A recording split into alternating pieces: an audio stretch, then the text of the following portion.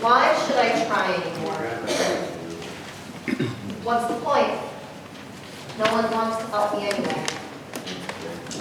I'm tired of being trampled on. These are the words I hear underlying what the man at the pool called Bethesda, said to Jesus that day. He's been sick for a long time.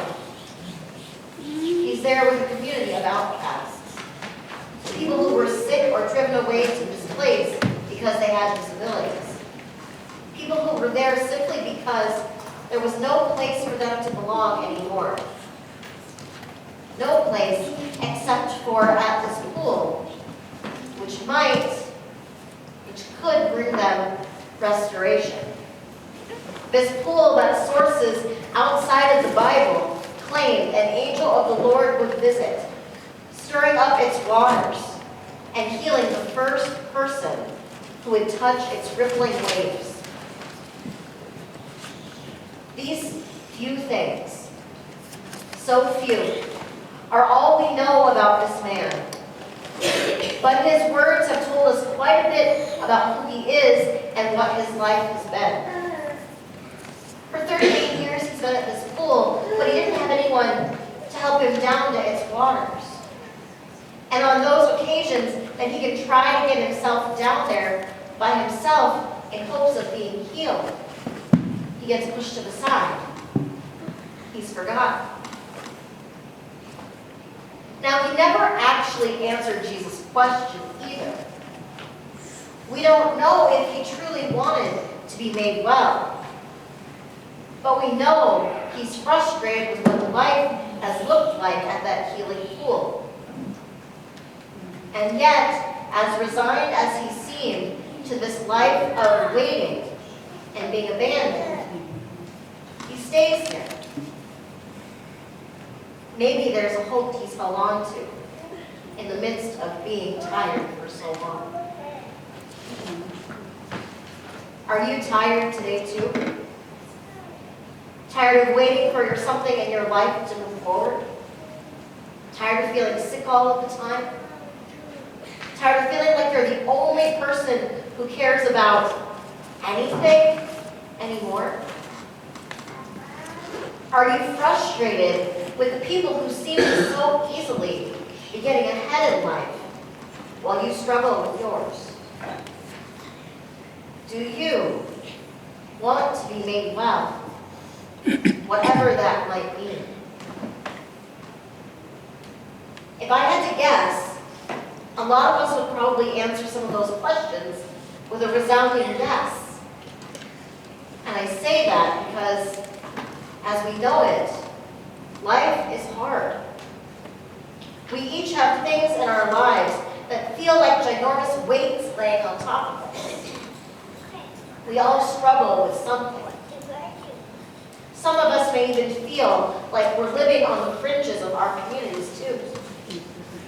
Forgotten about because everyone else is dealing with their own stuff.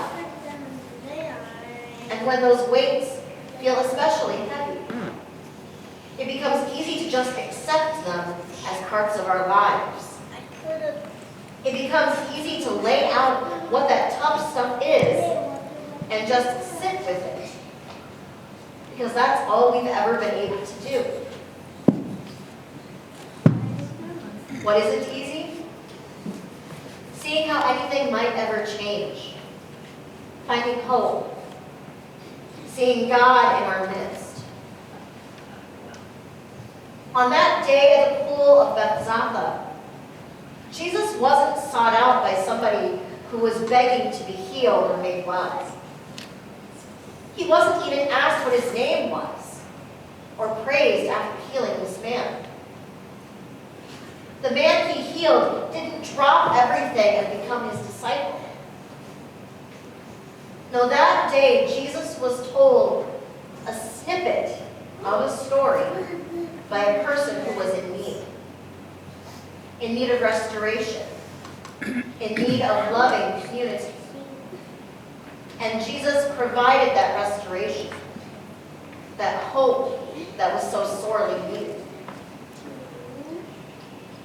On our really bad days, in our own tough circumstances. We won't always be chomping at the bit to make things better. Sometimes we won't even hope for anything to get better. Then maybe a friend, a pastor, or a family member asks us what's up. And somehow in that one question, in that one moment of showing care, God has stepped into the thick of our mess with us. For it is in the words of a caring person that we get a glimpse of hope. We get a taste of what God's healing might look like for us. When another person actually lets us know that they care about our lives. And not just the easy, happy stuff either. Now, I'd be lying to you if I said healing or getting out of tough times will be quick and easy for us. Like it seemed to be at least at the end for the man at the pool that day. Or that life will get more bearable if we just believe enough of the right thing. But it's just not. And it won't. Instead, what I think we're offered here in this text today from our gospel is a chance to see God in Jesus Christ acting in a tough situation. We're seeing Jesus reach out to someone who had perhaps lost hope in those 38 years of struggling to bring him to new life. If we can see Jesus bring hope and healing to a person who's been hurting for 38 years, surely we can hope and trust that God would help us out too, right? Right? Maybe. But a lot of the time, I don't think it's that simple. Instead of seeing a friend or a neighbor asking us if we're okay, simply because they care about us, instead we see somebody just wanting some gossip to share with the others at the next morning coffee. Instead of seeing a therapist or counselor and how they might actually help depression or anxiety, we feel ashamed of our struggle with mental health, and we keep quiet about it instead. Instead of praying, sometimes with more listening than talking, we give up on reaching out to God because we haven't felt like God has been reaching out to us lately.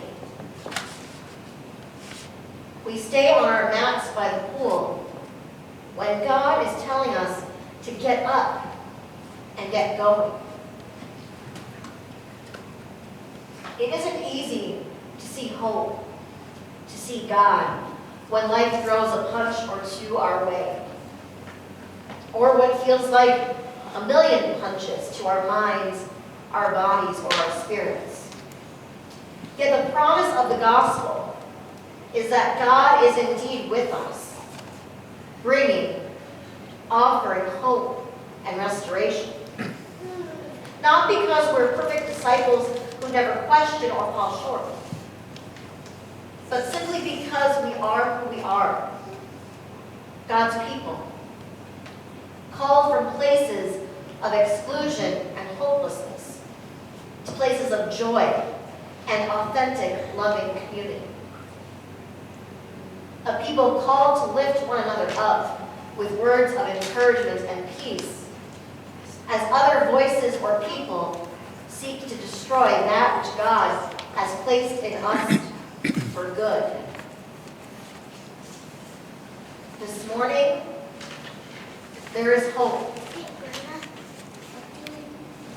Tomorrow and in all days, there is healing and restoration waiting for us. It might not come about or look like what we thought it would either. The man at the pool never got to his waters. But God is working healing and hope for us. This is what we are promised. This is what we hold on to. on the toughest of our days. And every day, we witness healing and hope restored in ways both big and small. Don't we? Where might you see God's healing enacted in our world today? Can you bring healing and peace to someone this week? In the end, do we want to be made well? Yes, we do. But God, let us sit in the pits for a little longer, okay? We're used to how life has been, and we need just a minute before we follow. You'll sit here with us too? But we can't stay here? Even if it's harder to get up than it is to stay where we're at? Okay. Then help us to be made well, God. This world is a difficult, unbearable place sometimes. Help us to move forward in your ways.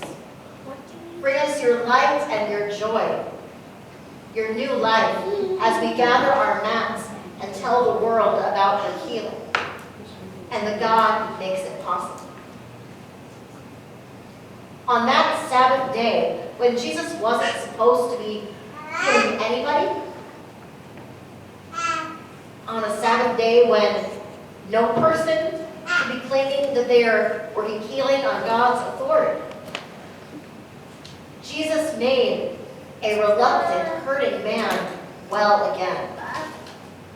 He brought hope to someone who never thought he would see it again. On this Sabbath day, may we too experience some of this healing. May we find life, hope, and restoration in the God who brings us abundant life through the grace, mercy, and love of Christ, being shown to us now, today, by both the neighbor and the stranger. Amen.